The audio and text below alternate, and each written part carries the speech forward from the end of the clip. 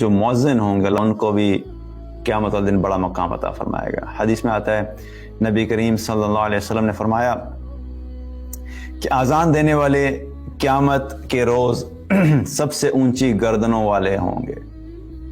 اب یہ جو اذان دی جاتی ہے نا اور جو مؤذن ہوتا ہے، ہم تو مؤذن کو لفٹ ہی نہیں کراتے نا، ہماری نظر میں تو معاذ اللہ مؤذن جو ہے بڑا ہی گرا ہوا انسان ہوتا ہے۔ مطلب کسی شخص نے اگر ہارورڈ سے MBA کیا ہوا ہے اور وہ جورجیو ارمانی کا سوٹ پہن کے لوگوں کے سامنے اچھی اچھی باتیں کرے گا، چاہے وہ 5 وقت کی نماز نہ پڑھتا ہو، تو ہم اس کو کہتے ہیں کول ڈوڈ ہے۔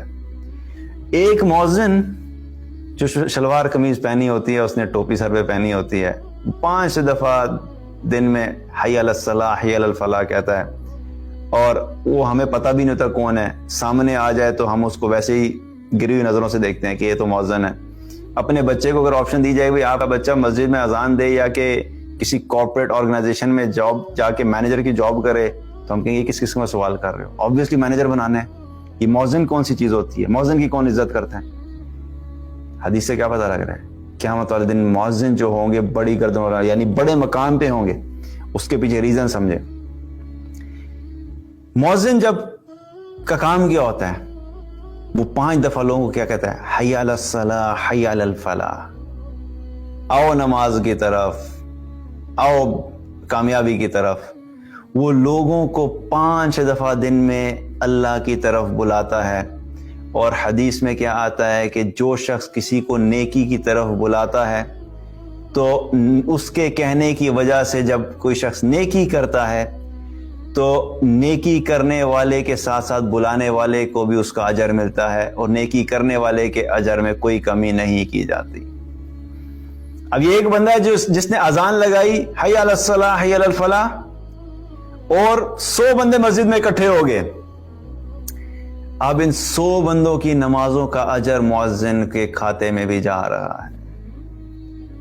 ہم بیٹھے میں اپنی کارپوریٹ ورلڈ کے اندر اپنی دنیا بنانے کے لیے، اور مؤذن اور ان لوگوں پہ فتوے کرنے کے لیے کہ یہ بڑے لوگ فارغ لوگ ہیں، ان کے پاس تو ٹائم ہی نہیں ہے، یہ تو ان کے پاس ظاہر ہے دنیا کے لیے کچھ کرنے کے لیے نہیں تھا، اسی لیے اس نے مسجد میں جا کے اذانیں دینا شروع کر دی۔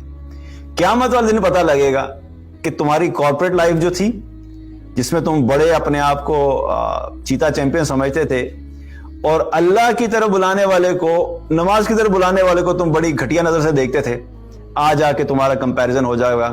لے آؤ اپنی سارے کارپوریٹ سکلز، جتنے بھی تمہارے فائنینس کے سکلز تھے، ٹیکنالوجی کے سکلز تھے، جو بھی تم نے سیکھا تھا، نمازیں نہیں پڑھتے تھے اور اپنے آپ کو تم بہت بڑی چیز سمجھتے تھے، اور ایک طرف وہ شخص ہے جس کے پاس کوئی بھی سکل نہیں تھا، لیکن یہ لوگوں کو 5 دفعہ اللہ کی طرف بلاتا تھا۔ آج اس کا مقام دیکھو اور تم اپنا مقام دیکھو۔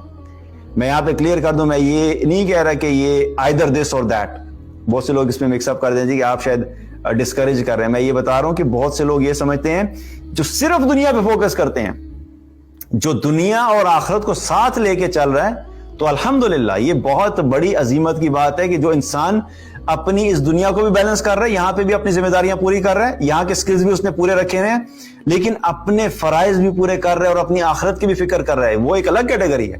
میں اس کیٹیگری کی بات کر رہا ہوں جو لوگ کہتے ہیں کہ صرف دنیا اپنی بہتر کر دو، آخرت کی کوئی ضرورت نہیں ہے۔ قیامت والے دن اللہ تعالیٰ ان تمام لوگوں کو کمپیریزن میں دکھا دے گا کہ یہ تم جو آخرت کی چیزوں کو بڑا حقیر سمجھتے تھے اور دنیا کے چند مال کی وجہ سے تم نے آخرت کے اعمال کو ٹھوکر لگائی تھی اور جو ہے وہ چھوڑ دیا کرتے تھے، آج تم دیکھو کہ تمہارے سامنے اس کا کمپیریزن آ جائے گا۔ تو کیا ہے کہ چوتھا وہ کیٹیگری ہے کہ جو مؤذن ہے، اور یہاں پہ میں یہ کہتا ہوں کہ آپ کو اگر اپنی مساجد میں کبھی اپرچونٹی ملے تو کبھی کبھی اذان دے دیا کریں، کیونکہ آپ کی اذان کی وجہ سے جتنے لوگ نماز پڑھیں گے اس میں آپ کو بھی اجر جائے گا۔ اللہ تعالیٰ ہم سب کو جو ہے وہ ایمان والا بنائے اور ہمیں بھی اپرچونٹی دے کہ ہم بھی لوگوں کو اللہ کی طرف بلانے والے ہوں۔